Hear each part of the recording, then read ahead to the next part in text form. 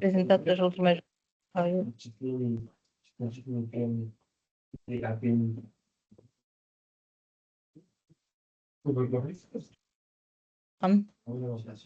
Я включила. Нет, презентацияны қойып жіберіңізші. Как? Қалай жылжытын?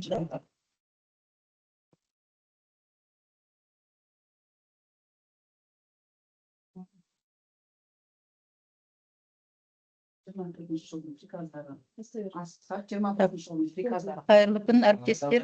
Мен естіліп тұрмын ба?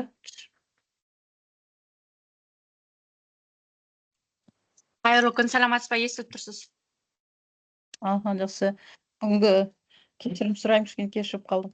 Так, мектепке дейінгі білім беру ұйымдарында педагогтердің біліктілігін арттыру жұмысын тиімді ұйымдастыру оқыту семинары. Бұл жерде біздің педагогтардың курстан қалай өту керек, педагогтардың біліктілігін арттыру және педагогтың қызметін курстан кейінгі қолдану шараларын ұйымдастыру мәселелері туралы айтып өтейін сіздерге.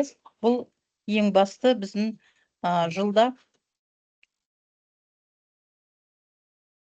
педагог 3 жылда бір рет біліктілігін арттырып өту керек, яғни курстан өтіп өту керек. Қазақстан Республикасының 19 жылғы 27 желтоқсандағы 293 бұйрығымен бекітілген педагог мәртебесі туралы заңның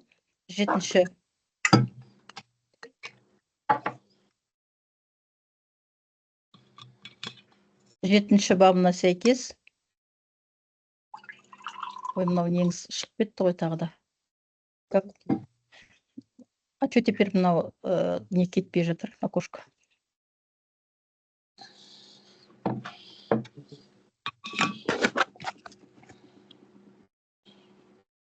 Алло, мынаны закрыть. Отсюда. 7-ші бабының 1-ші тармағына сәйкес, негізінде педагогқа 3 жылда бір рет сиретпей біліктілік арттырудан өтіп отыру керек. Осыған байланысты қазір әрбір балабақшада, барлық балабақшалар аттестациядан өткен кезде, бірінші кезекте осы педагогтардың курстары тексеріледі. Егер де 95-99% педагогтар балабақшадағы өткен болса, 4% 4 деген балл беріледі. Егер де 100% бүкіл педагогтар курстан өтсе, 5 балл беріледі.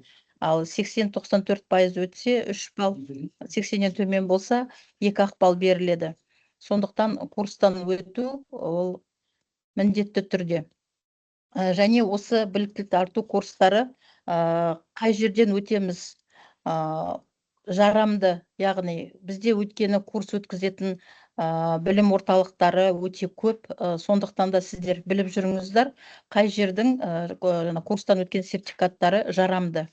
Ол біріншіден бізде Астана қаласында бар балаларды ерте дамыту институты, екінші Өрлеу ұлттық филиалы, акционерлік қоғамы.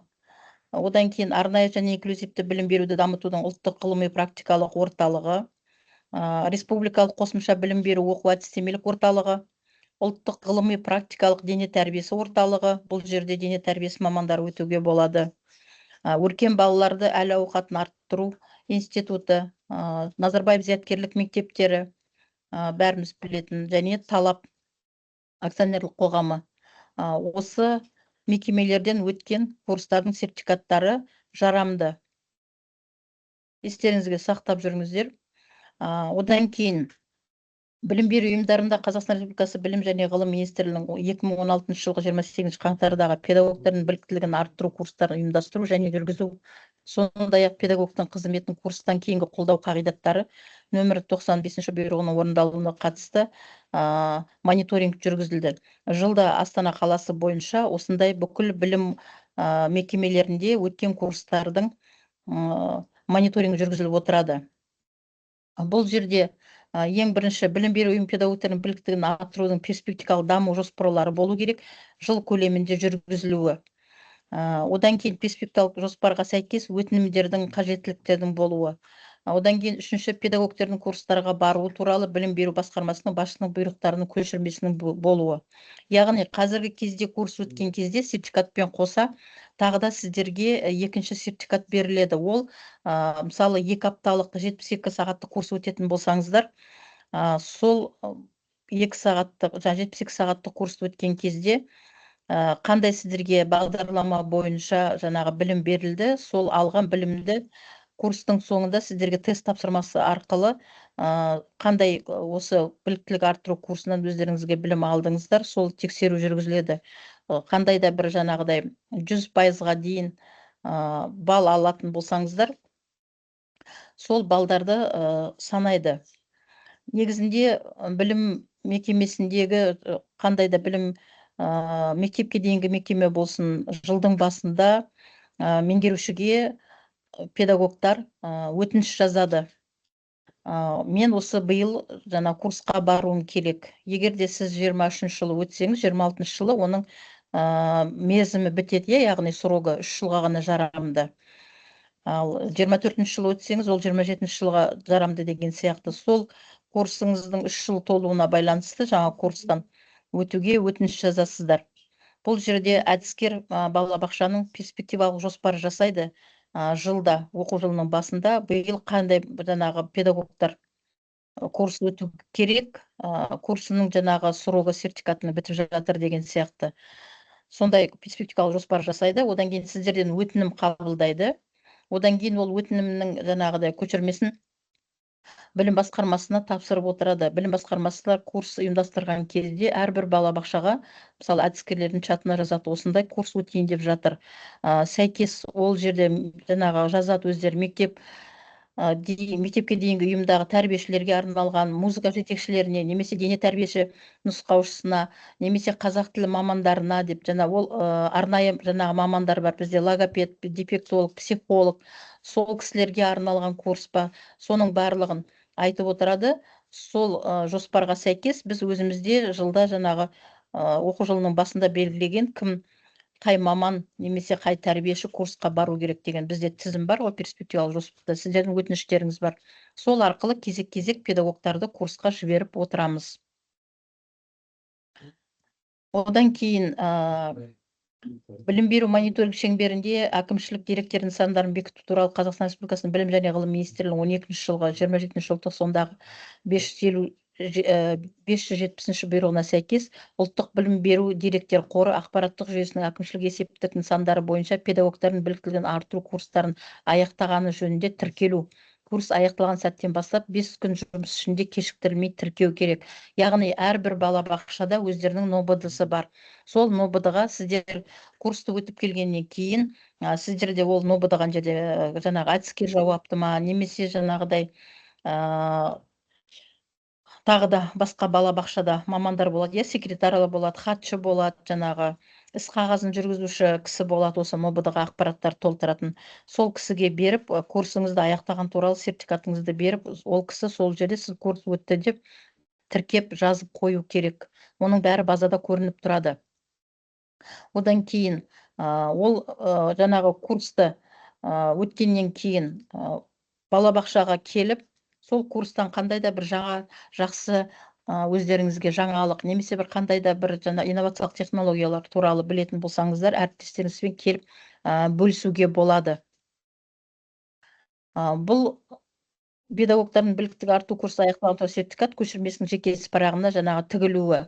Оны бөлек балабақшада сақталады, және педагогтардың өздерінде де сақталады. Одан кейін білім беру ұйымдарының әкімшілігінің тарапына педагогтың алған құзыреттерін қолдану нәтижелерін қадағалау мақсатында педагог қызметіне бақылау және мониторинг жүргізіледі. Егер де педагог курстан өтпейтін болса, жыл бойы жаңағы жылдың оқу жылының басынан мамыр айына дейін әрбір жүргізілген педагогтың жұмысын әдіскерлер мектепке дейінгі білім беру ұйымының басшысы қадағалап отырады, меңгерушісі. сонда кім курстан өтті, кімде курсы бар, жоқ, қандай да бір жаңағыдай неге жетістіктері бар, қандай неге қатысты деп жылдың соңында мониторинг жасаймыз педагогтарға. Сол кезде ол сіздердің курстан өткендігіңіз туралы ақпарат сол жерде тұрады, айтылады. Осындай педагогтар биыл курс біліктілігін арттыру жаңағы курсынан өтті деген сияқты. Одан кейін білім беру ұйымдарының әкімшілігі тарапынан педагогты курстан кейінгі сүйемелдеу және білім беру бағдарламаларын тиімділігіне мониторинг жүргізу мақсатында курс өткізген ұйымға қолжетімділікті қамтамасыз етуі. Яғни осы жаңа мен айтып отырған сізге курстан өткен педагогтардың барлығын ол қадағаланып отырады. Одан кейін келесі педагог қызметін курстан кейін қолдауды жүргізудің түрлері. Жаңа мен сіздерге айтып кеттім, тағы да қайталап айтам. Тыңдаушыларға олардың педагогикалық зерттеу және рефлексиялық қызметінде әдістемелік консультациялық көмек көрсету. Өзінің жаңағы курстан алып келген білімі туралы әдіскермен келіп бөлісіп, ол жаңағы ол жерде осы мен енді әріптестеріме мысалы педагогикалық кеңесте немесе семинарда осы өзімнің үйреніп келген нәрсемді көрсетейін деп едім, өзім қолданайын деп едім деген сияқты. Осы кезде әдіскер консультациялық көмек көрсетеді, яғни кеңес береді. Екінші жағдай, педагогикалық және зерттеу қызметі нәтижелерін жариялауға дайындауда консультациялық көмек көрсету. Бұл жерде тағы да сіздер 5 жылда бір рет педагогтар аттестациядан өтеді, сол кезде осы жаңағы курсқа барып келген кезде қандай да бір жаңа технология ұнаса, осы технологиямен жұмыс істеймін дейтін болсаңыздар, оны өздеріңіз балабақшаның ішінде 3 жылда өздеріңіз топтарында, мысалы кіші топтан ересек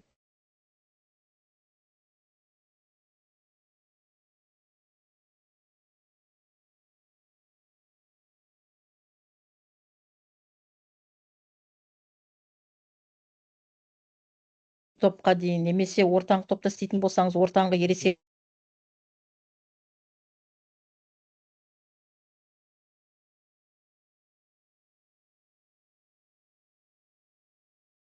мектеп алды топ жұмысын ұйымдастыру және қолдау, оның ішінде тәжірибе алмасу бойынша іс-шаралар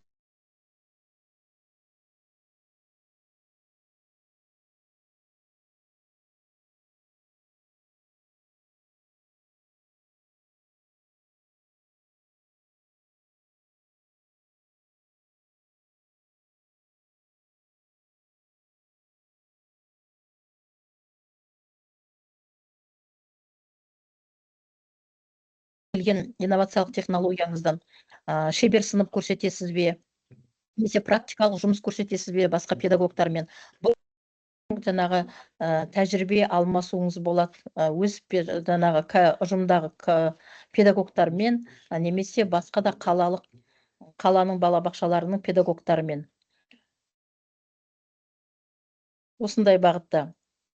Енді қорытында кететін болсақ, бұл курсты өту жалпы мемлекеттік тапсырыстың жүзеге асуы 95-ші бұйрық бойынша.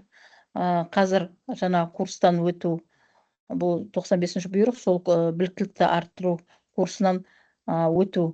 Осы 95-ші бұйрықты ашып оқысаңыз, осының ішінде қалай біліктілігін арттыру, жетілдіру, қалай өтеді, сол туралы барлығы айтылады, педагогтар туралы. Бұл жерде енді қажеттіліктің орындалуы деп тұрғанымыз, білім беру ұйымында, балабақшада мамандардың, педагогтардың осы уақытылы курстан өтуін басшы қадағалап отыру керек. Және курстан өткенде не үшін өтеді педагог? Олардың кәсіби құзыреттілігін арттыру үшін, біліктілік курсына жіберген кезде қандай да бір нәрсені үйрену үшін, өзінің білімін жетілдіру үшін, жаңағыдай жақсы инновациялық технологиялар болсын, қандай жаңа да бір әдістерді үйреніп, өзінің кәсіби шеберлігін арттыру үшін жібереді педагогты. Одан кейін курстан кейінгі тәжірибелік әдістеменің жүргізілуі, бұл жерде жаңа айтып отырмын, тікелей әдістемелік жүргізілу болғаннан кейін тәжірибелік. Бұл жерде әдіскермен бірге бірлесіп, осы жұмыстар қарай жүргізуге болады. Алып келген біліміңіз туралы, немесе өзіңіздің қолданып жатқан қандай да әрбір педагог бір бағытта жұмыс істейді. Біреуі мысалы математиканың негіздеріне дидактикалық ойындарды қолданатын болса, біреуі жаңа ақпараттық технологиямен істеуі мүмкін. Біреуіңіз Блум таксономиясымен жасауымыз мүмкін. Неше түрлі инновациялық технологиялар бар ғой. Осындай технологиямен жұмыс жасап жүрген педагогтар осындай өздерінің іс тәжірибелерімен жаңағыдай айтқан семинар, конференцияларда өз тәжірибесімен бөлісуге болады басқа педагогтармен. Бұл жерде әдістемелік кеңесте де өткізуге болады, жаңа жүргізуге болады, өзінің жаңа іс тәжірибесін бөлісуге.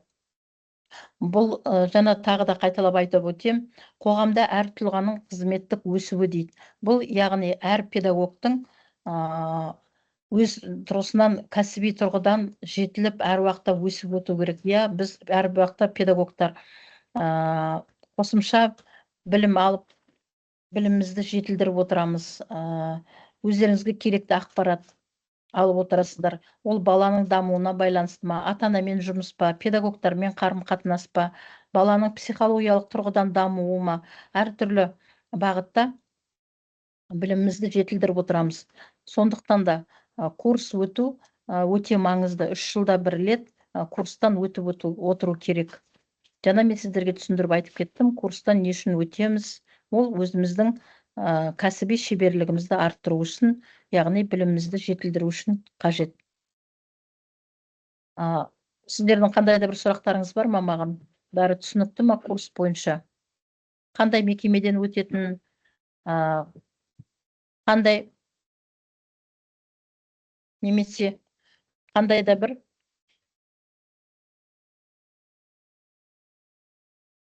сұрақтарыңыз болса. Сәлеметсіз бе? Сәлеметсіз бе? Менде сұрақ бар. Мен қазір студентпін, қазір таңда. Мектепке дейінгі білім беру және тәрбие мамандығы бойынша білім алып жатырмын. Маған қазір курс өту, аттестация өту маған мүмкін ба? Маңызды ма ол нәрсе? Маған жаңағы мен оқып жатқан оқу орнында ол кісі айтады, что жоқ, сен қазір аттестация өтіп тапсыра алмайсың, потому что ты студентка, говорит. Ал маған ол нәрсе. Әлі сіз дипломыңыз жоқ қой қолыңызда.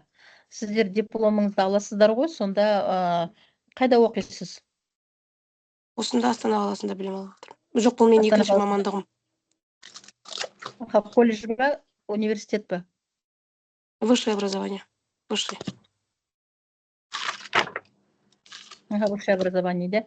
Сіз оны сол бітіріп, оқуыңызды бітіргеннен кейін келесі, оған дейін қандай сізде біліміңіз болды? Колледж басқа мамандық бойынша да? Басқа мамандық емес, тоже педагогический мамандық, бірақ ол мамандық балабақшаға жарамайды болды, потому что мен технология пәнінің мұғалімімін. Және сол үшін балабақшаға жарайтын екінші мамандық, то ли бастауыш, то ли мектепке дейінгі білім беру саласы бойынша керек деді ғой. Мен сол үшін мектепке дейінгі білім беру мамандығы бойынша оқып жатырмын қазір. Бірінші мамандығым менің технологический болып кетті. Оның факультеті де педагогический факультет емес. Түсінікті, да. Қазір оқуыңызды бітіресіз ғой, сіздер оқу бітірердің алдында мемлекеттік практика өтесіздер, ОГСАТ практика. Бізде сіздер алғанша сіздерге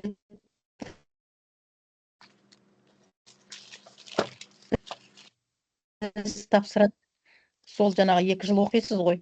2 жылдан кейін мектепке дейінгі білім туралы сұрақтар болады, және психология мен педагогикадан сұрақтар болады. Сонда жалпы екеуінен қосқанда 25 алсаңыз, сіз ол 25 балл сізге ары қарай мектепке дейінгі ұйымда жұмыс істеуге құқық береді. Сіз балабақшаға келгенде сізге педагог статусын береді. Жаңағыдай тәлімгер, сіздер жаңа келгенде стажировкасыздар. 2 жылдан кейін сіз стационарға бара аласыз, келесі модератор. Енді біздің тағы да бір сұрақ. Біздің балабақшаның осы уже жұмыс жасап жатқанына 5 жыл уақыт толды ғой. 5 жылдан асты. Енді біздің балабақшалар алды, аттестация өтіп басталды, биыл ақпан айында аттестация өтеді деді. Енді аттестацияның ауылы бізге де алыс емес, анық. Келесі жылдары может бізге аттестация өту керек болып қалар. Сол кезде менің қазір енді менде статус жоқ қой әлі. Категория жоқ, менде модератор жоқ. Ал аттестацияны өтуге кесірін тигізеді ма? Сіздің дипломыңыз қазір аттестация өтуге жарамайды. Сіз қашан Иә, биыл мен бітіресіз бе, қазір қашан бұл бітіресіз? жерде әлі 2 жылым бар.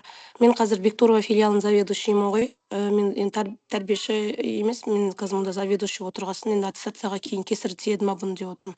Биыл енді алғашқы садиктер өтіп бастап жатыр ғой бізде. Келесі жылы бізге келіп қалары анық аттестацияның. Аха. Сол кезде кесірі тиеді ма? Менің Иә, ол что міндет.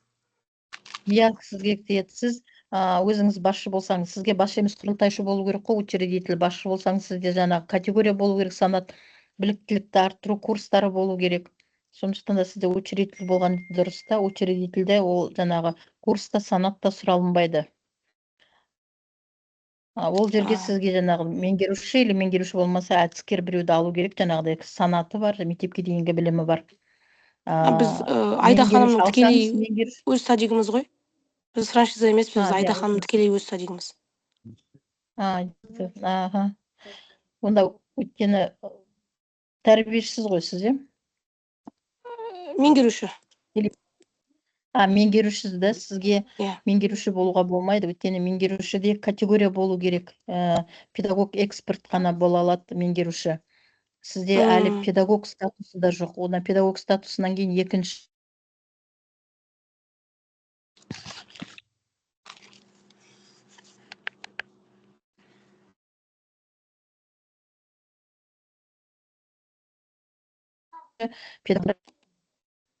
меңгеруші бола алмайсыз. Сізді мынандай тәрбиеші де бола алмайсыз ғой, сізде әлі біліміңіз аяқталған жоқ қой. Школа жоқ қой сізде. Дуальный обучениемен, мен дуалдық білім беру деген бар ғой. Мен оқып жатқан білім ордасымен осы біздің ордаген екеуі неде договорда, как практиканы мен енді алғашқы бірінші высшее образование менде болғасын, екінші образованияда мен как практика жүзінде дуальный обучение деген бар. Мен дуальный обучениемен жасап жатырмын мұнда. Ол жақ маған оқу орны жұмыс жасауға маған рұқсат береді, яғни бұл жақ бізде жұмыс жасап жатыр деген справка береді. Сол арқылы мен мемлекеттік грантпен оқып жатырмын қазір.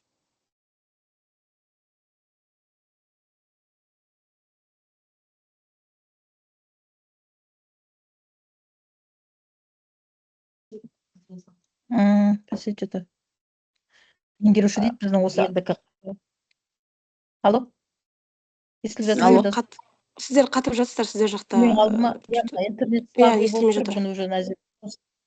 Сосын мен де сенің ханым болдыңыз ба, мен де сұрап келейінші. Бізге өткенде айтты ғой Фаузия Сериковна, саламатсыз. Мен Ұлы Даладан. Өйткені бізде ешқайсымызда категория нәрсе жоқ қой.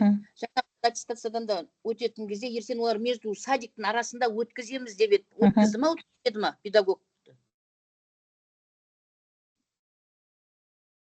Ал. Сіздер тест тапсырдыңыздар ма? Тест тапсырған жоқпыз. Тест тапсырмаған жоқ, тапсырған жоқпыз. Біз үлгермедік. Сосын жаңағы садиктің арасынан өткізу керек қой, негізі балабақша арасынан педагог дегенді. Енді тест тапсырмасаңыз қалай сізге педагог статусын береді?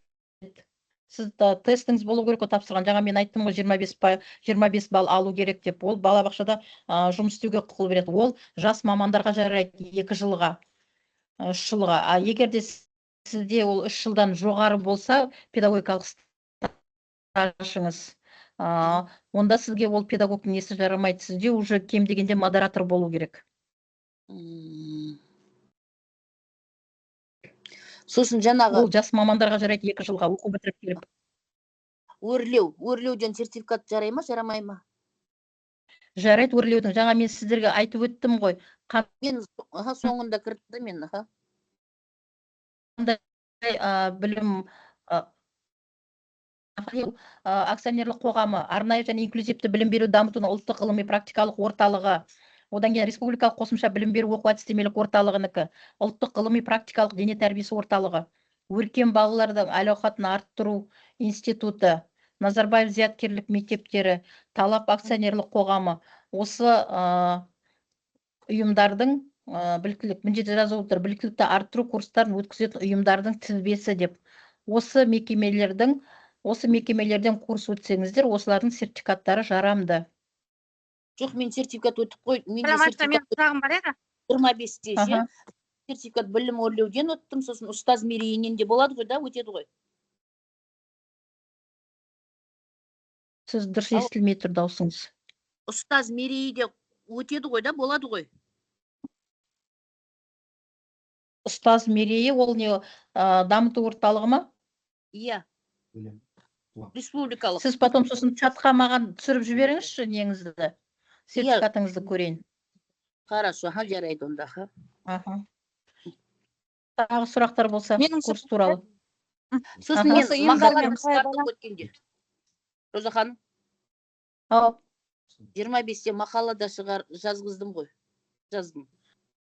Вот это конференцияға өткенде мен жібердім ғой сіздерге, иә? Ақпарат. Жоқ. Өзім жазғыздым. Өзім жаздым 25-те. Сосын хорошо, бәрін сізге жіберем, иә? Жіберіп көріңіз. Хорошо. Сіз модераторға барасыз, иә? Иә, бару керек, бірақ барғым келмей жүр. Пет стажыңыз қандай? Пет стаж менде біріншім қазақ тіл әдебиет, екіншім жаңа мектеп дейінгі білім беру. Дошкольный. Жалпы қанша? 5-6 жыл, неше жыл жетіп? Мен 2015-тен бері осы, бірақ негізі мен алдыңғы жұмыстарым колледжда жұмыс қазақ тіл әдебиетінен сабақ бергем. 2015-тен бастап осы балабақша.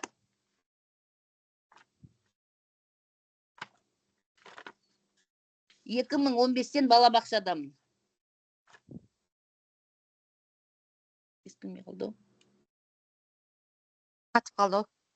11 жыл болды осы садик, осы сферада жүргеніме. Жекесін айтасыз ғой, жадырапай. Жарайды.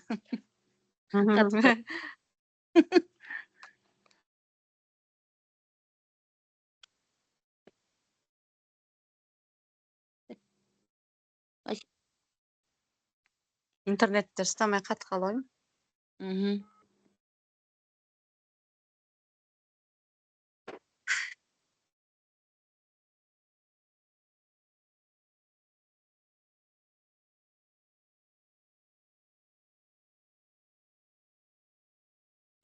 Қандай да сұрақтарыңыз болса, жекеге қоюға болады.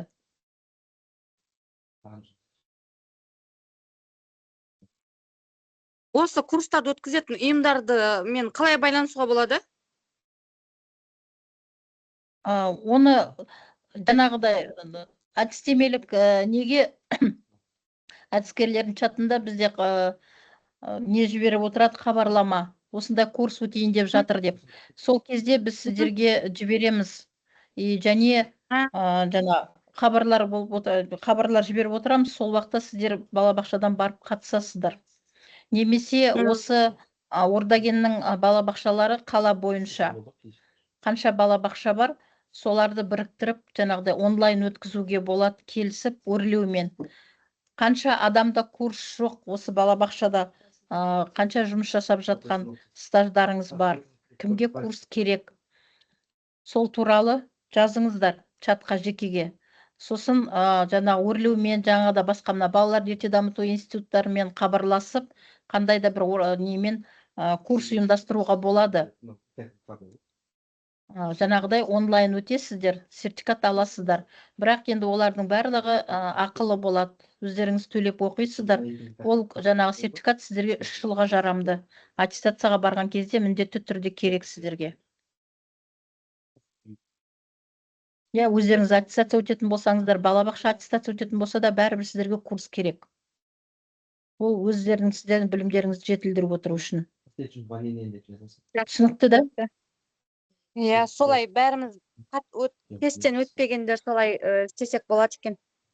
Мен 3 жыл болды жұмыс жасап жатқан мамандығым бар, высшее образование, но бірақ тесттен өтпегем. Бұл садик менен тест сұрамаған, енді қазір сұрап жатыр ғой қазіргі уақытта. Сіздің педагогикалық стажыңыз қандай? 3 жыл. 3 жыл, да?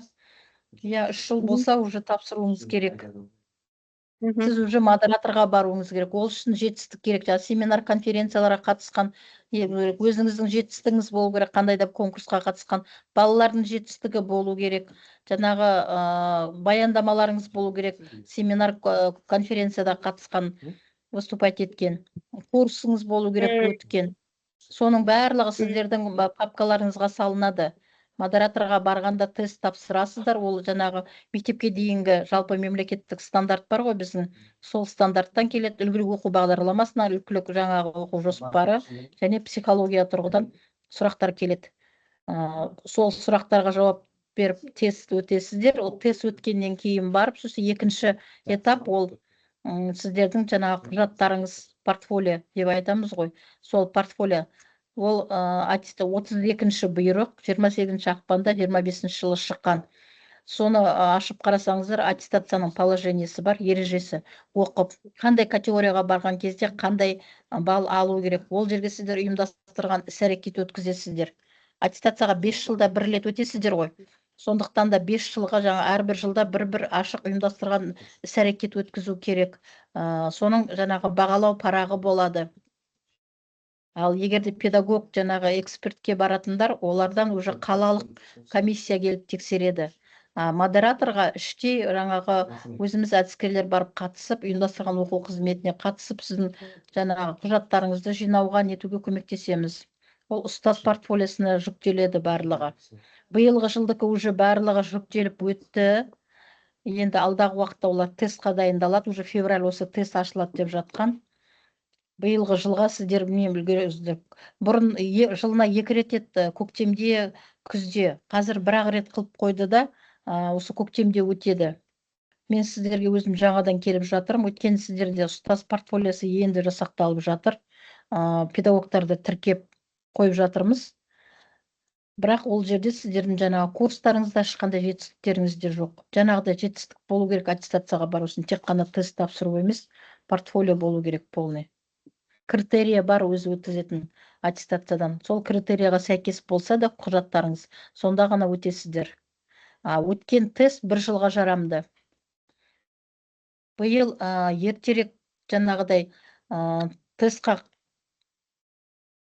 қатысып, бірақ кеш болмай нетсеңіздер, биылғы жылға үлгермесеңіздер де, осы неде тест ашылған кезде тест тапсырып, документтеріңіз қосымша дайындап кетсеңіздер, келесі жылға портфолиомен қоса тапсыруға болады.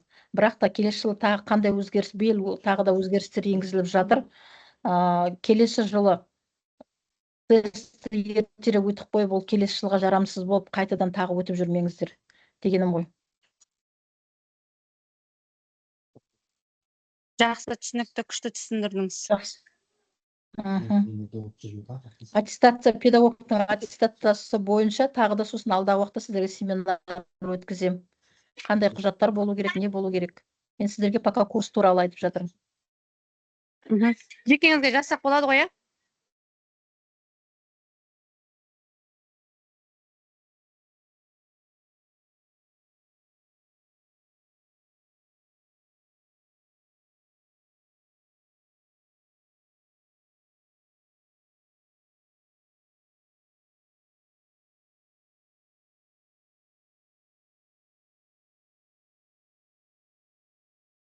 Сау болыңыздар, әріптестер, жақсы.